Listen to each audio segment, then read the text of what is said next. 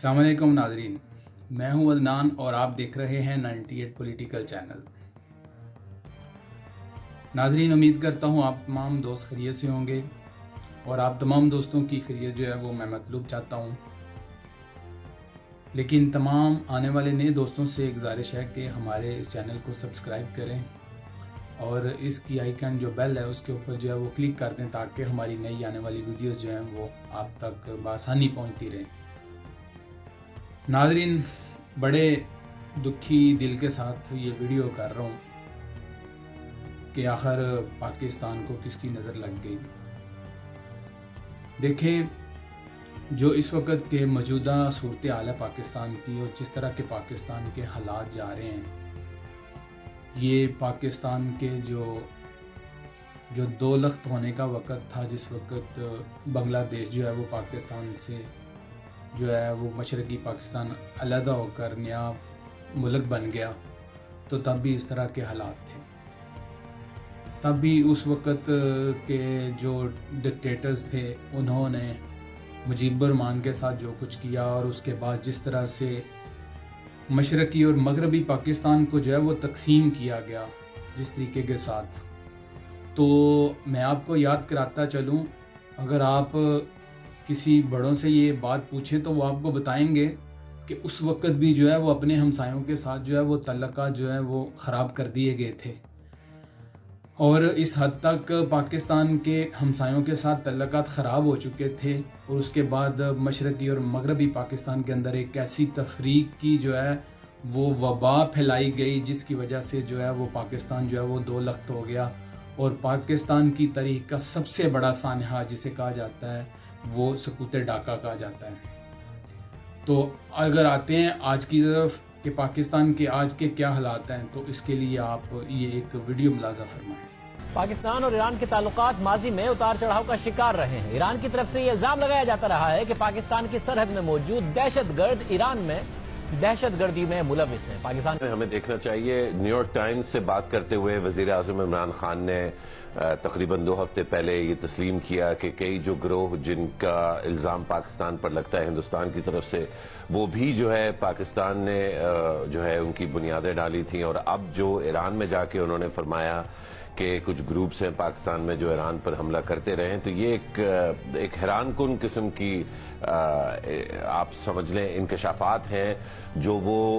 बैरूनी सरजमीन पे कर रहे हैं। हमला कर रहा है, हमने हिंदुस्तान को घुस के मारा है जनाब स्पीकर वहां पे। और पुलवामा में जो कामयाबी है, पुलवामा में जो हमारी कामयाबी है, वो इमरान खान की क़यादत में इस कौम की कामयाबी है। उसके हिस्सेदार आप भी सब हैं, उसके हिस्सेदार हम भी सब हैं। और जिस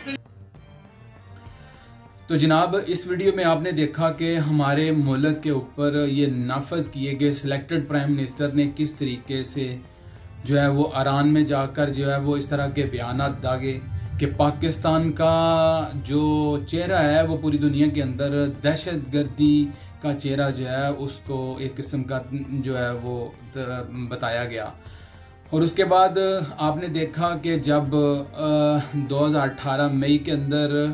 11 मई को प्राइम मिनिस्टर ने ये बयान दे दिया कि मुंबई हमलों के अंदर जो है वो लश्कर तैयबा जो है वो शामिल थी। तो इस सूरत हाल में आप खुद अंदाज़ा लगाएं। और उसके बाद आपने ये भी देखा कि अमेरिका में जाके इमरान खान ने जो है वो अपनी फ़ौज के ऊपर ये बयान दिया कि हमारी फ़ौज जो है वो दहशत गर्दों को जो है वो ट्रेनिंग देती है, तो उनकी जमातों को सपोर्ट करती है। तो उसके बाद चौथा वाक़या ये हुआ कि आप अंदाज़ा करें कि फवाद चौधरी ने यह बयान दे दिया कि पुलवामा को जो है वो अपनी रियासत के ज़िम्मे ले लिया। तो आप खुद देख सकते हैं कि किस तरीके के साथ पाकिस्तान के अपने हमसाए ममालिक के साथ जो है वो ताल्लुकात ख़राब किए गए। अच्छा, पीछे रह गया अगर चाइना के साथ आपने जो चाइना ने इन्वेस्टमेंट की थी, उन इन्वेस्टमेंट को आपने चाइनीज़ के ऊपर भी उसके ऊपर करप्शन का इल्ज़ाम लगा दिया।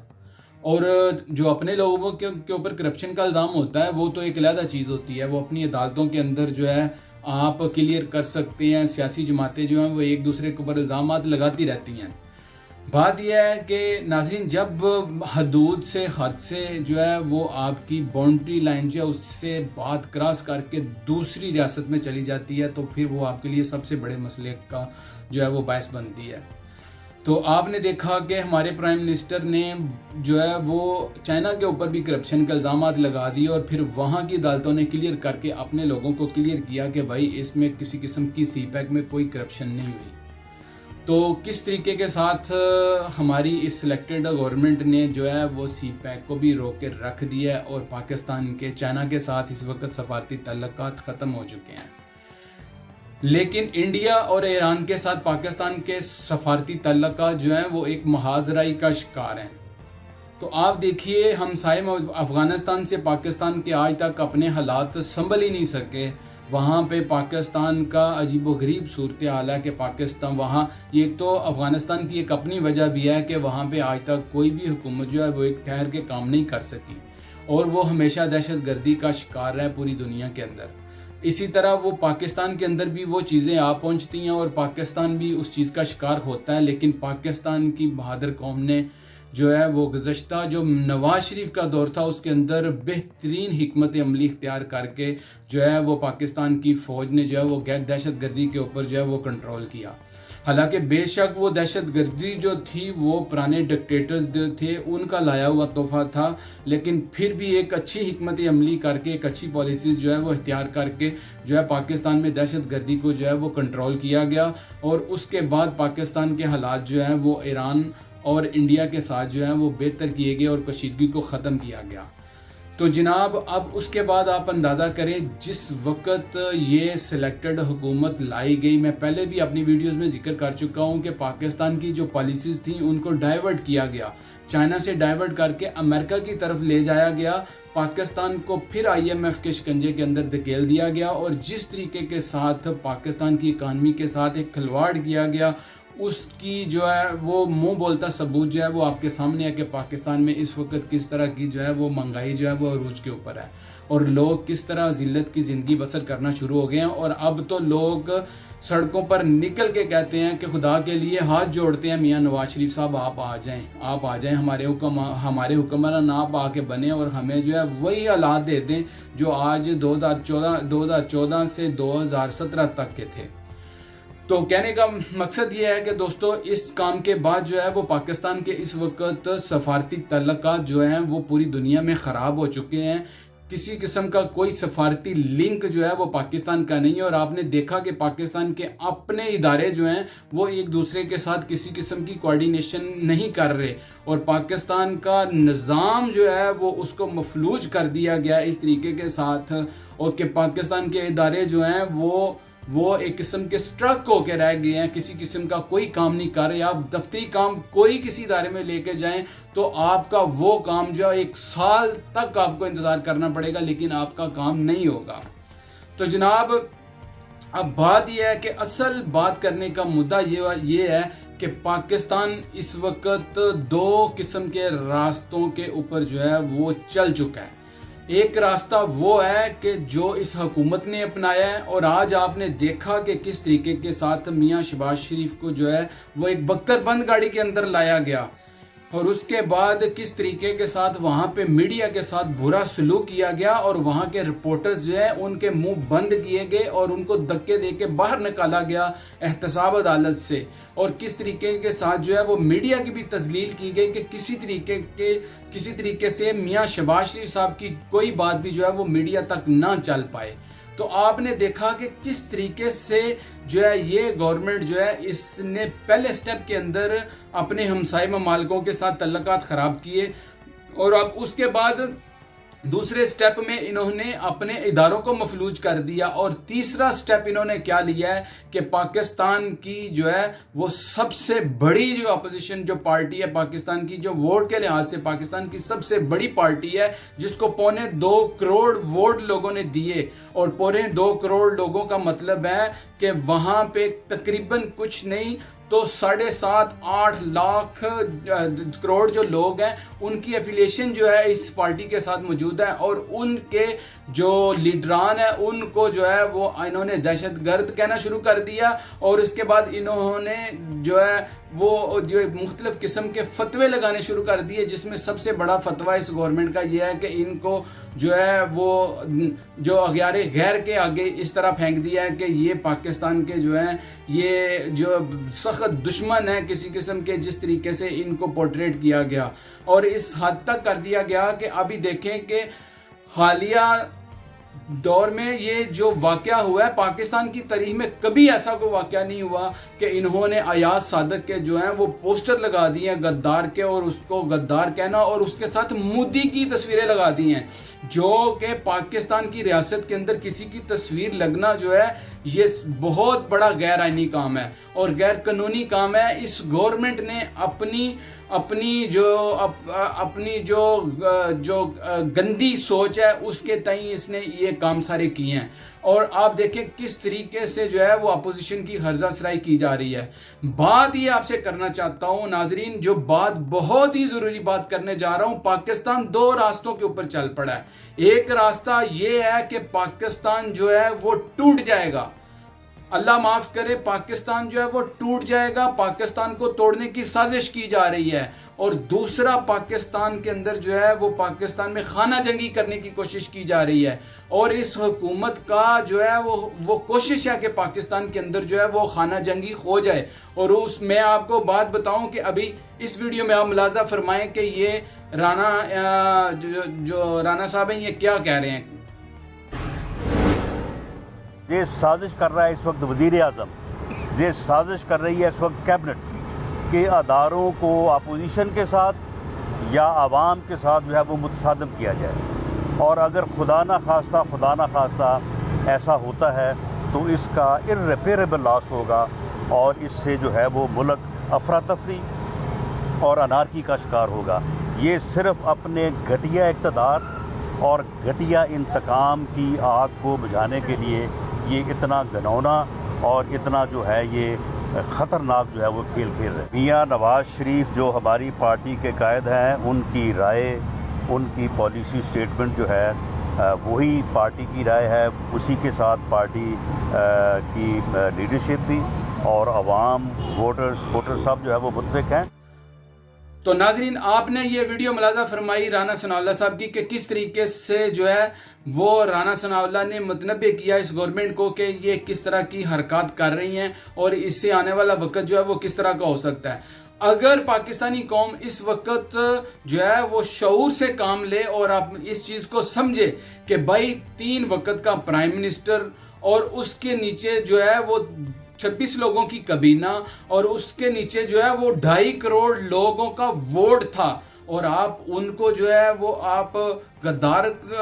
डिक्लेयर करने पे तुले हुए हैं और उनके खिलाफ आप जो है वो FIR दर्ज करवा रहे हैं। शर्म आनी चाहिए आप लोगों को। आप लोगों ने इस सरजमीन का खाया है। ये लोग तो आपसे लोग तो हिंदू अच्छे हैं जो अपनी सरजमीन को जो है वो अपनी माँ धरती बोलते हैं, उसके साथ वफा करते हैं। और आप लोगों की हुकूमत हासिल करने के बाद ये वफा है कि आप पाकिस्तान के अंदर ये है वो जुल्म और जबर कर रहे हैं और किस तरीके से जो है वो अपोजिशन के साथ जो है वो आप ट्रीट कर रहे हैं। खान साहब, एक वक्त याद रखें कि कुरान शरीफ में ये वाज़ेह लिखा हुआ है कि जब जुल्म बढ़ता है तो ये जुल्म जो है वो मिट जाता है। तो एक बात याद रखिए, जिस दिन आपका ये जुल्म मिटेगा, दूसरा रास्ता पाकिस्तान में ये होगा कि आवाम अगर अपने हक के लिए सड़कों के ऊपर निकली और उस वक्त देखिए कि आपके लाने वालों का और आपका क्या हाल होगा और क्या खशर नशर होगा। एक बात याद रखिए, ये आपकी कबीना को और आपको, आप दुनिया में कहीं भी भाग जाएंगे लेकिन ये कौम आपको पताल से भी निकाल के ले आएगी।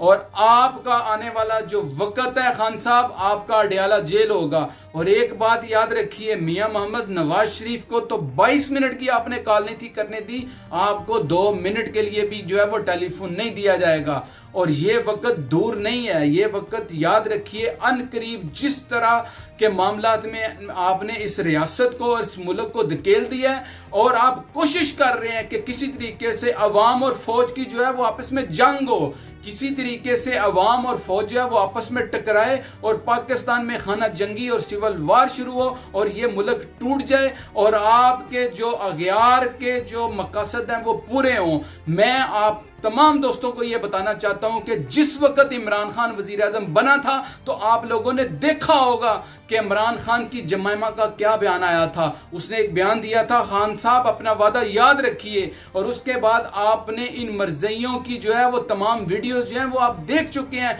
कि उन्होंने क्या कुछ पाकिस्तान के लिए कहा हुआ है। और इसके बाद आप इसकी शेर रशीद की वीडियो भी आप देख चुके हैं जिसमें इन्होंने कहा था कि इस मुल्क को हम नहीं रहने देंगे, इसको आग लगा देंगे, तबाह बर्बाद करके रख देंगे। तो ये काम जो है सारे अमली तौर पे अब इस वक्त इस मुल्क में होने जा रहे हैं। अवाम जो है, मैं आपको बताता चलूं कि ये नवंबर और ये दिसंबर का महीना जो है वो पाकिस्तान के लिए बहुत कठिन मुश्किल वक्त का महीना है। इस वक्त में उठिए और अपने पाकिस्तान को बचाइए और किसी तरीके से भी इस नाम नेहाद जो है वो सिलेक्टेड हुकूमत जो है इसको उठा के बाहर फेंकिए और अपने पाकिस्तान को बचाइए। इन्होंने पाकिस्तान को 4000 गुना ज्यादा जो है कर्दों की गर्दिशों में जो है धकेल के रख दिया है और पाकिस्तान को इस हद तक जो है वो लागर करके रख दिया कि पाकिस्तान आने वाले 20 साल तक अपने पांव पे नहीं खड़ा होगा। ये पाकिस्तान की हुकूमत जो है ये सिलेक्टेड हुकूमत और इसको लाने वाले बाजवा एंड कंपनी जो है वो इस पाकिस्तान को तबाह बर्बाद करना चाह रहे हैं, पाकिस्तान को तोड़ना चाह रहे हैं। लोगों समझो समझो समझो, आज से 1.5-2 साल पहले जितनी भी हम लाइव आके बातें किया करते थे, क्या वो बातें सच नहीं हुई? क्या हमने नहीं कहा था इस पाकिस्तान के अंदर ये महंगाई का बहरान लेके आएंगे? क्या हमने नहीं कहा था कि पाकिस्तान में कोई प्रोजेक्ट नहीं लगाएंगे? क्या हमने ये नहीं कहा था कि पाकिस्तान के अंदर जो है वो तमाम प्रोजेक्ट जो उनको ये रोक देंगे? और आपने देखा कि इन्होंने 2 साल तक जो है ये ऑरेंज मेट्रो का जो है वो इन्होंने मंसूबा रोक के रखा। और उसके बाद क्या हमने नहीं कहा था कि पाकिस्तान में नफसा नफसी का आलम होगा, पाकिस्तान में दहशतगर्दी ये दोबारा लेके आएंगे, पाकिस्तान में महंगाई इस कदर होगी कि लोग खुदकशियां करेंगे? ये इमरान खान जो है ये पाकिस्तान की रियासत को तबाह बर्बाद कर रहा है। ये बड़े अपने प्लान के साथ आए हुए हैं और ये चाह रहे हैं कि पाकिस्तान में सिविल वार हो। ये जो हरकत कर रहा है ये अवाम और फौज को आपस में लड़ाने की कोशिश कर रहा है। 4% के जो लोग ये जो जर्नैल है उनको इसने फौज बना के शो किया हुआ है और निचली जो फौज है वो सख्त इस चीज से परेशान है कि इनकी लीडरशिप जो है वो इस मुल्क में क्या करने जा रही है इस सिलेक्टेड हुकूमत के साथ मिलके। तो पाकिस्तानियों उठो, पाकिस्तान को बचाओ, ये वक्त है। अगर आपने इस वक्त ना संभला तो एक बात याद रखिए, जो लम्हे खता करते हैं उसकी सजा जो है वो तरीक में जो है वो आने वाले वक्त में सदियां पाती हैं। तो फिर ये वक्त ना हो कि आप ये सोचें कि अब होत क्या पछताए जब चिड़ियां चुग गई खेत। तो तमाम दोस्तों से गुजारिश है कि इस वीडियो को शेयर करें। मैं इंशाअल्लाह कल नए टॉपिक के साथ आपकी खिदमत में हाजिर होऊंगा। दुआ में याद रखिए, अपने हमसायों का ख्याल रखिए। अल्लाह हाफिज।